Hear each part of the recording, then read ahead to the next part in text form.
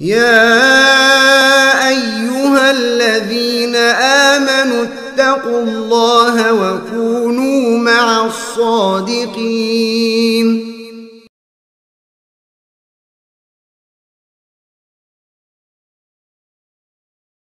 Assalamualaikum Ustaz. Waalaikumsalam. Apakah perlu persiapan dari segi fisik untuk berjihad walaupun belum ada peperangan apapun di negeri ini, dan apakah berpanah termasuk persiapan jihad Ustaz? Barakallahu fiikum. Jemaah yang kami muliakan, yang namanya persiapan tentu sebelum terjadi. Kalau sudah ada musuh, itu ya sudah tempur namanya terjadinya peperangan di negeri kita. Sebelum terjadinya apapun, kegaduhan, fitnah akhir zaman, sebelum itu terjadi, Tuak Bagalui menguatkan fisik untuk menajamkan senjata, subhanallah, syarat-syarat, apalagi syarat-syarat yang lain yang mengandung bau kesyirikan, belum lagi baiatnya, belum lagi sumpah-sumpah syiriknya, subhanallah. Ini terjadi ya.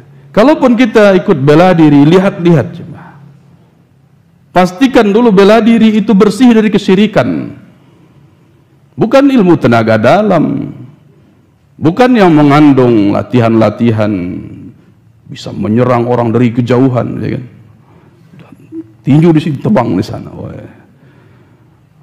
Itu tipu-tipu, bohongan aja. Ya, itu juga bagian dari tipu daya iblis. Dia minta bantuan kepada iblis. Tidak ada guna, tidak ada manfaatnya. Walaupun dia ikut bela diri, tapi memanfaatkan bantuan iblis, setan, tidak ada, wallahi tidak ada manfaat bagi dia sedikit pun. Wa innahu kana rijalun minal insi ya'udzuuna birijalin minal jin fazaduhum rahaqa.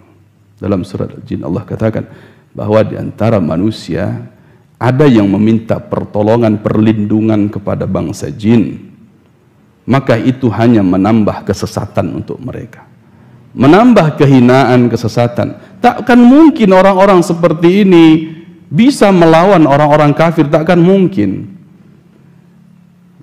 Karena badannya sudah diisi dengan apa? Dengan musuh.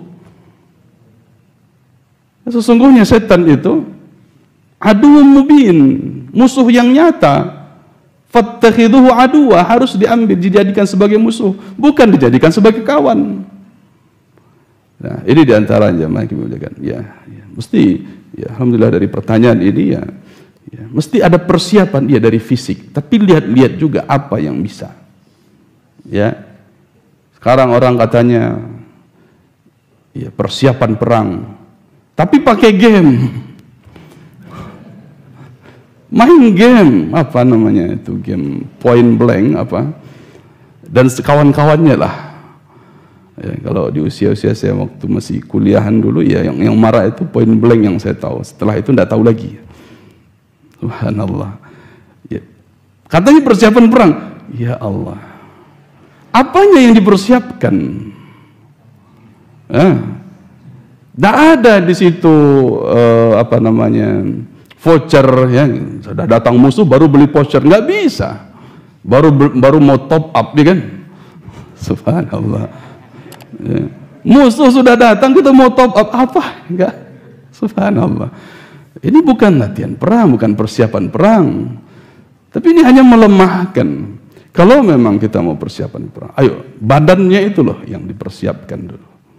Ya, setelah persiapan iman, ilmu, badannya. Terkadang kita apa? Gimana mau perang? Sehari tidak makan nasi aja pusing. Kalau tidak nasi tidak puas. Bagaimana kita mau perang nih? Ya, kalau tidak nasi rasanya belum makan. Subhanallah. Bagaimana fisik kita akan baik, akan kuat? Sementara kita masih bergantung berat kepada makanan. Setiap hari pikirannya wisata kuliner. Bagaimana nih fisik bisa kuat?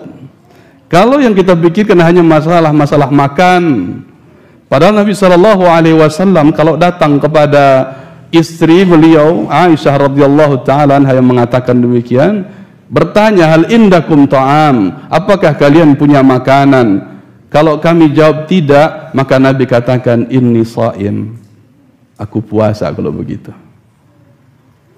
Ya. Dan ada mereka membicarakan masalah makan. Yang ditanyakan itu apakah ada makanan? Kalau kita hari ini enaknya sekarang makan apa? Kalau Nabi ditanyakan, adakah kalian punya makanan? Tapi kita hari ini tanyakan, enaknya hari ini makan apa? Dingin-dingin begini enaknya makan apa, minum apa? Itu pikiran kita jemaah yang memuliakan. Maka ini diantara yang kan Nabi SAW di akhir zaman itu akan muncul apa? Aztiman, kegemukan. Maksudnya apa? Orang-orang yang hanya memikirkan makanan, gemuk dengan sebab makanan. Ya, hari ini makan itu, makan ini dan itu. Akhirnya muncullah penyakit-penyakit yang subhanallah, na'udzubillah. Kalau dahulu orang mungkin mati kelaparan, kalau sekarang orang mati kekenyangan. Mati kekenyangan, lihat apa penyakit karena kenyang, diabetes lah, stroke lah, apalagi jantung, ya kan? Ya tadi diabetes atau gula ya, hipertensi, itu kan rata-rata karena makanan, subhanallah. Ya, sampai muncul istilah, you are what you eat. Kamu adalah apa yang kamu makan. Ya, itu penyakit-penyakitnya yang dimaksudkan itu. Subhanallah jemaah yang kalau memang kita bersungguh-sungguh ya mempersiapkan diri, di antaranya itu pula kita siapkan. Ya. Bahkan ya dalam riwayat-riwayat yang ya, disebutkan kita mesti kuat walaupun sampai apa? Memakan akar pohon, ya kan? Sampai akar pohon itu. Tidak ada lagi yang mau dimakan maksudnya. Harus siap kita dengan keadaan-keadaan begitu. Dalam masa perang itu, ya mana orang jualan nasi, Pak? Dalam masa perang. Sementara kita kalau tidak nasi tidak kenyang. Iya, canggunglah seharian kita perang belum makan nasi, mana nasi bungkusnya kok belum ada, ya kan? Ibarat panitia kurban nunggu nasi bungkus kan? Kok belum datang nih panitia perangnya? Enggak ada panitia ketika itu, subhanallah. Sudah datang. Maka mesti kita persiapkan jemaah yang kemuliaan. Jangan pernah bergantung dengan makanan. Ya. Jangan pernah mikirkan, coba. Ya, anak pun sedang alhamdulillah sudah beberapa hampir lebih dari sebulan enggak makan nasi ya, kecuali sedikit-sedikit saja. Ya, kadang sehari itu memang enggak pakai nasi sama sekali. 1 hari, 2 hari sampai 6 hari itu enggak ada nyentuh nasi, barulah kemudian di hari ke-7 nyentuh nasi sedikit. Ini niatnya diantaranya, mudah-mudahan bisa. Sama-sama kita. Jangan bergantung kepada makanan apapun. Jangan menjadikan makanan ini sebagai kebiasaan. Kalau enggak ada makan itu enggak bisa hidup rasanya. Wah, ini bahaya lagi. Kadang orang subhanallah, saya tuh kalau nggak pakai rutop berbuka tuh nggak bisa berbuka, Pak. Mewah dia harus rutop nih. Ya, kita di mana di Indonesia rutop itu mahal kalau di Indonesia. Kalau di Arab iya, Nabi bisa dapat rutop segar-segar. Kalau sampai di sini rutop, ya 1 kilo itu enak aja orang bilang 400.000 ya kan. Ikan rutop yang betul-betul apa masih digigit itu ya. Kurma yang masih badarua itu. Nah, itu. Kalau di sini ya mahal yang begitu. Ya jangan kita gantungkan kalau ini harus ini. Saya kalau tidak makan ini dalam sehari, saya akan hidup kita tuh makan aja, bergantung dengan makanan. Ini mana persiapan jemaah yang kami muliakan. Baik, barakallahu fikum. Di sini ada pertanyaan, apa hukumnya orang yang menggunakan istilah jihad secara sembarangan seperti pada pecinta politik menyebut sebagai jihad konstitusi? Baik, jemaah kami muliakan. Ini sebenarnya bagian dari merendahkan Islam. Kalimat jihad itu mulia. Kalimat jihad itu mulia. Tidak pernah diarahkan untuk tujuan dunia. Tidak pernah diarahkan untuk tujuan dunia. Bukan untuk kelompok, partai. Subhanallah. Bagaimana mungkin mereka katakan ini jihad? Sementara tauhid saja tidak berani mereka ngomong. Urusan tauhid nggak berani mereka ngomong. Apa slogan mereka?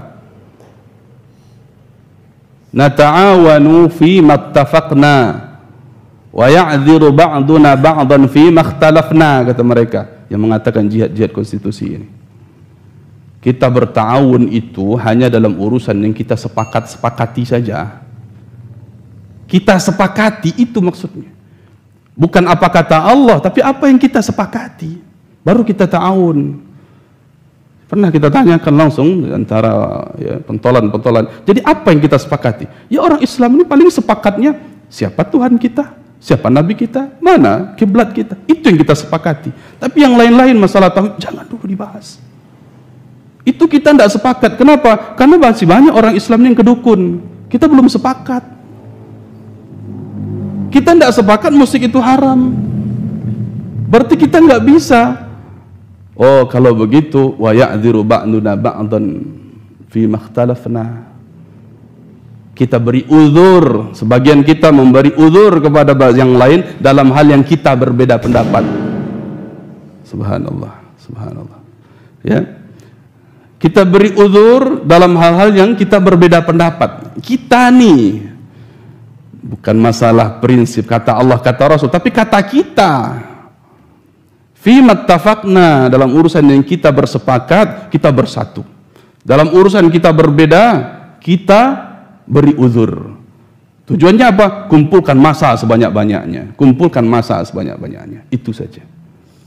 Kalaulah benar jemaah yang kami muliakan, ada yang disebut dengan partai Islam. Kalau ada benar disebut dengan partai Islam, mengatasnamakan jihad konstitusi, pasti tujuannya Islam. Berarti tujuan pertama dia akan babat alas tauhidnya dulu. Semua kesyirikan. Oh, kalau begitu tereliminasi sudah. Orang-orang kafir sudah pasti tidak mau ikut. Tidak mau ikut partai itu. Akhirnya pun orang dukun pun tidak mau ikut itu partai, Pak. Karena dia menegakkan tauhid. Kaum musyrikin yang pakai jimat itu nggak mau ikut itu. Karena dia tegakkan tauhid. Yang masih pakai pawang-pawang hujan, yang bela-bela pawang hujan itu udah nggak mau ikut dengan partai Islam. Kalau betul-betul dia Islam, menegakkan Islam, mengajak tauhid. Yang tawassul, tabarruk ke kuburan-kuburan itu nggak mau ikut ini partai. Ya, sudah tereliminasi. Tinggal berapa sih? Tinggal berapa orang? Maju lagi. Dia harus menegakkan sunnah Rasul Sallallahu Alaihi Wasallam, harus ittiba kepada Rasul. Ahli bid'ah nggak mau ikut, Pak. Ahli bid'ah nggak mau ikut.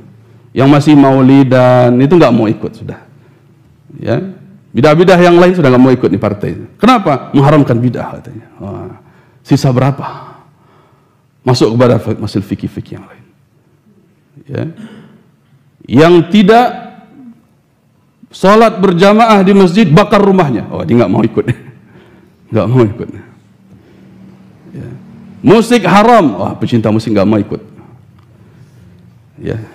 Ikhtilat haram, zina haram, khamar haram, rokok haram. Nah, siapa yang tinggal di sini, Pak? Siapa yang tersisa? Kalau memang ini betul-betul partai yang menegakkan Islam, siapa yang tersisa? Maka tidak akan mungkin, jamaah yang kami muliakan, ada jihad dengan cara menegakkan partai.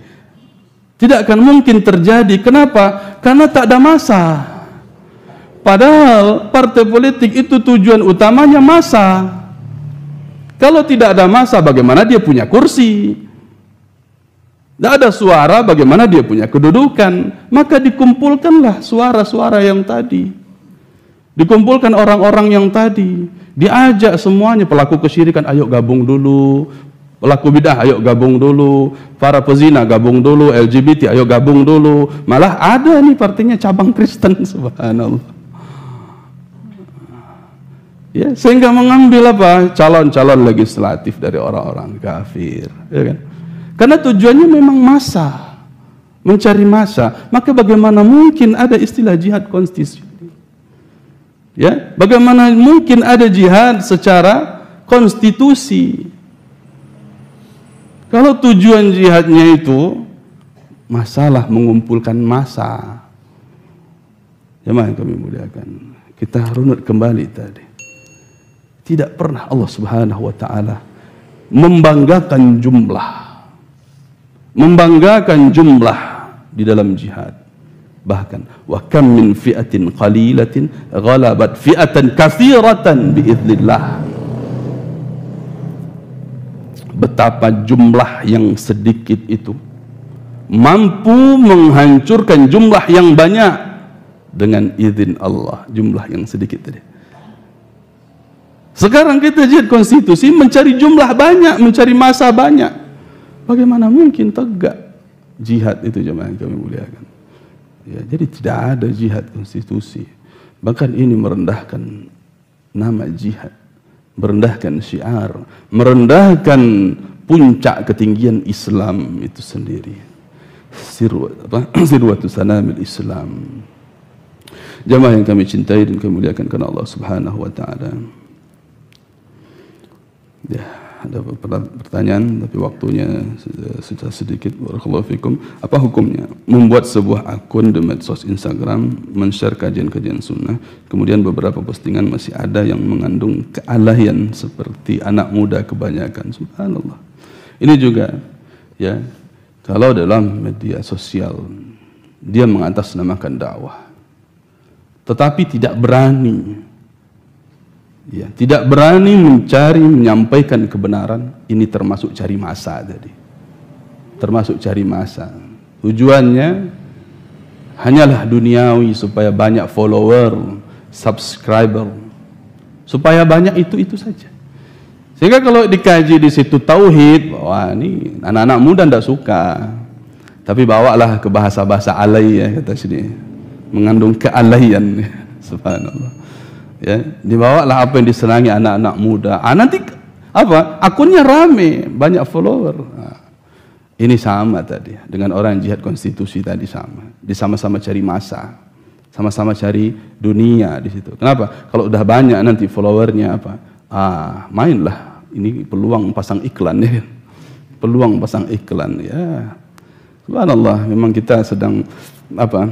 Dititipkan, diamanahkan oleh seseorang ikhwah kita mengelola sebuah akun Instagram, ya, kajian salaf_id, ya. Followernya memang sudah berapa? 48 ribuan lah sekitar itu, ya, terbilang cukup banyak. Tapi kenyataan apa? Di kolom apa? Pesan itu, permintaan pesan banyak sekali. Apa isinya? Tolong pasangkan iklan saya, iklan saya, iklan saya. Oh, situ saya tahu. Oh, begini ternyata. Kalau sudah banyak apa follower, banyak duit ternyata kalau ini dilayani semua nih. Pasangin iklan, ya kan? Ini duniawi. Sehingga orang mencari apa? Banyak follower akhirnya. Cari makan di situ jadinya. Subhanallah. Ya, kita diberikan itu sudah tahu jadi, tidak pernah untuk dari awal gimana berpikiran gimana supaya banyak follower, gimana supaya banyak follower, tidak berpikiran itu. Karena memang bukan ke sana arahnya. Karena setiap yang kita bahas, ya, kita tayangkan di situ masalah tauhid, itu sedikit yang lihat sedikit. Tapi kalau sudah masalah anak-anak muda, masalah cinta, masalah bahasin jomblo, situ rame numpuk, Pak. Ya, followernya rame jadinya. Ya, yang like itu rame, komennya rame. Itu akhirnya membuat tenang, senang, bangga orang yang share itu. Subhanallah. Kalau ini dijadikan sebagai tujuan, ya, memang sudah salah langkah kita jamaah yang kami muliakan. Walaupun ya memuat kadang kajian-kajian sunnah, tetapi masih ada unsur-unsur duniawi di sana, mencari follower, atau subhanallah terkadang ditujukan betul-betul apa sudah ramai followernya, akhirnya tujuannya cari donasi menjadi tujuan. Ya subhanallah, ya. Ini yang mesti kita perbaiki, tujuan-tujuan tadi, niat-niat tersebut supaya semuanya ikhlas karena Allah Subhanahu wa taala.